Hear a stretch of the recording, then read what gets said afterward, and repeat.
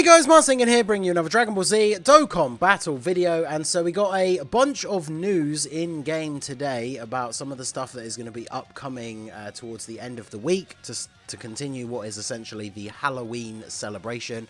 Obviously the only thing that hasn't been mentioned in the news yet is the Gammas coming to global, but we should get that news within the next day or so, as they did already announce that the banner should be out on the 27th, so I think that's going to be the morning of the 28th for me, but that's going to be coming out towards the end of the week. But we have had some stuff announced which, knowing the way Dokkan does its like content drops, this is all essentially going to come out on the same day as the Gammas, I imagine. But we will get more confirmation of this, you know, later on, especially once we actually get the data download. So, a couple of interesting things. First of all, we are getting the Super Strike renewal EZA for the AGL Pycon. So, kind of interesting that they're tying this into the Halloween celebration, because both versions of the game will be getting this at the same time, which is kind of cool, right? Like, we have to wait for these sort of things normally. Now, Pycon, not on a ton of teams. The existing AGL Dokkan Fest Pycon is obviously still relatively good, has seen some use in some of the recent difficult events because of his Ghost Usher ability. So it'll be interesting to see what they actually do to this guy to make him like worth running on a team, because obviously Pycons, apart from the Super Pycon from Dragon Ball Heroes, there is no name differentiation between any of the Pycons, so obviously running them on the same team can be difficult because they don't link together.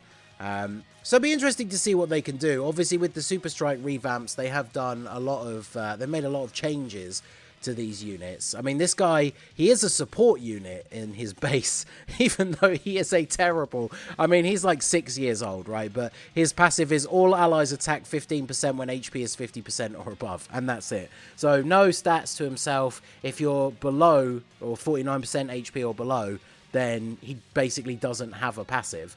So the interesting thing is, I guess they will, you know, double down on this sort of blueprint and make him a proper support unit. I would imagine him just getting like 30% attack and defense with no condition, and then obviously he'll get his own stats. He does lower attack on super, that is a typical thing. I think a lot of the Pycon units do that. And then other than that, his kit is very open for any other sort of stuff to get thrown in there. So definitely will be interesting to see what they do. Make sure you get the event done, because you do get a ton of stones out of doing it, even if you don't want to use the unit. I say a ton, I think it's like 22.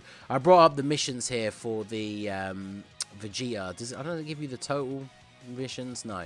But you can see here, there's like a few stones available. You get ones for beating the stage.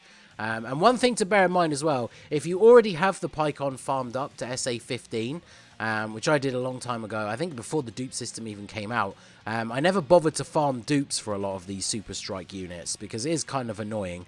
But one thing you should do, if you have the time, like ahead of time, is to at least farm up one extra copy and open one of his paths. It does involve, of course, farming up a copy of the card and awakening them with the turtle and the Bulma medals, which, depending how long you've been playing it, not a lot of people necessarily will have a ton of these.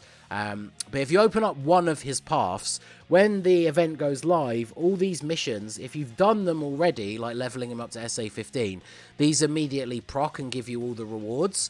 So as you can see here, unlocking one path of their hidden potential, we're looking at the Kid Vegeta one, because obviously there is no entry for the Pycon event yet, but all of the other ones are like this as well. If you've unlocked one of their paths, it gives you 3 more copies of the same already awakened version, so you can then use those 3 copies to awaken the other 4 paths. The other 3 paths, sorry, so all 4 paths will be open, and then that gives you a bunch of orbs as well. And by completing all the missions, you're going to be able to get some of these extra medals. It's a lot easier to get the full EZA medals if you do these missions. So like, this one, for example, use a First Form Frieza and use a Space Traveling Warriors team. You could do those both at the same time. It was very easy to complete these missions very quickly, so you can get a lot of stuff out of it. Obviously, the news does mention the Other World Warriors category, so I imagine that is what's going to replace like this mission here. And of course, that's a team that he's going to go fairly well on.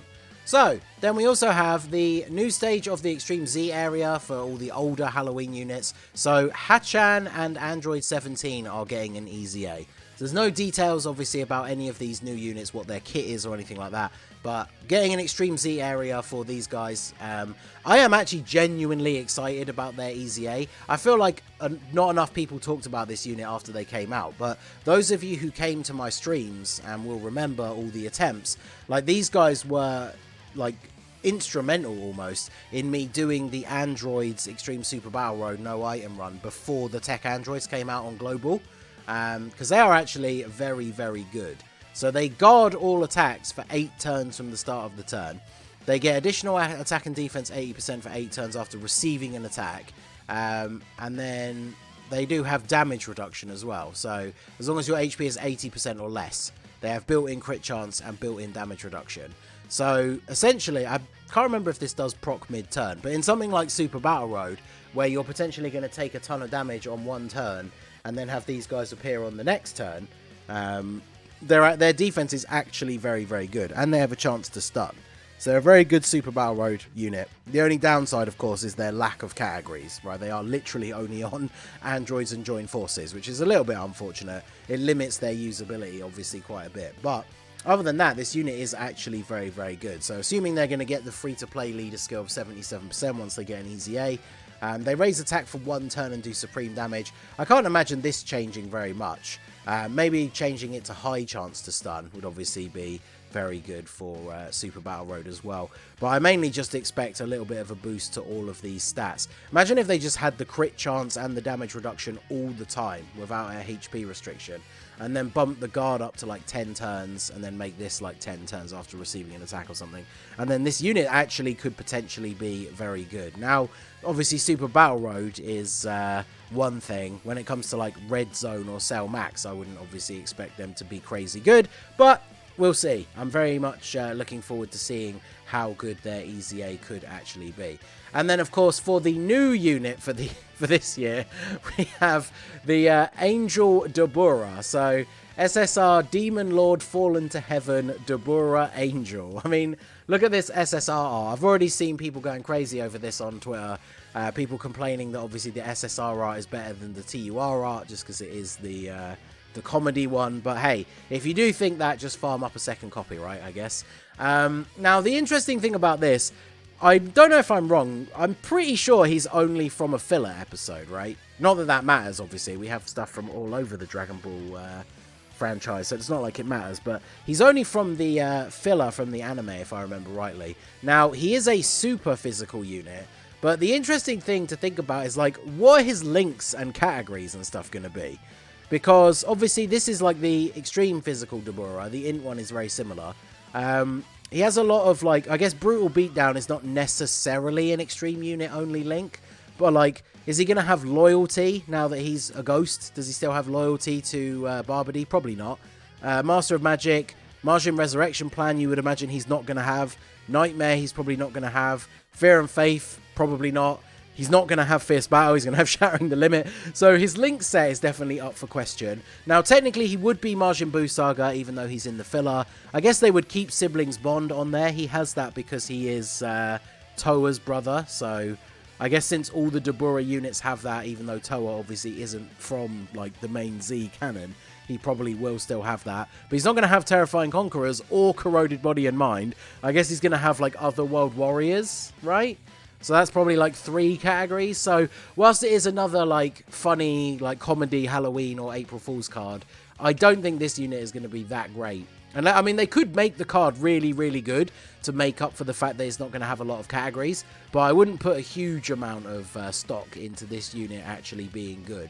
And it's just another sort of comedy trophy card for, like I say, Halloween or April Fools. But, I mean, we've seen those units be good at times. I mean, like I just said, like Hachan and Android 17, they were last year's Halloween card, and I thought they were actually pretty good. So, despite being on 2 categories. So, they could make this guy good. They're just obviously going to have to put a lot of effort into his kit. And we obviously know that he's going to get an EZA, like, a year from now. So, hopefully, he will be good enough to be at least somewhat usable for now. And then, because we know we're going to have to wait a year for him to get an EZA. So, be interesting to see what he looks like. Obviously, I'll get him farmed up, do a showcase, and we'll see how good he is. And then one minor little note, they're doing an update to the actual Boo Candy event. This is the event that you farmed the Candy Vegito from.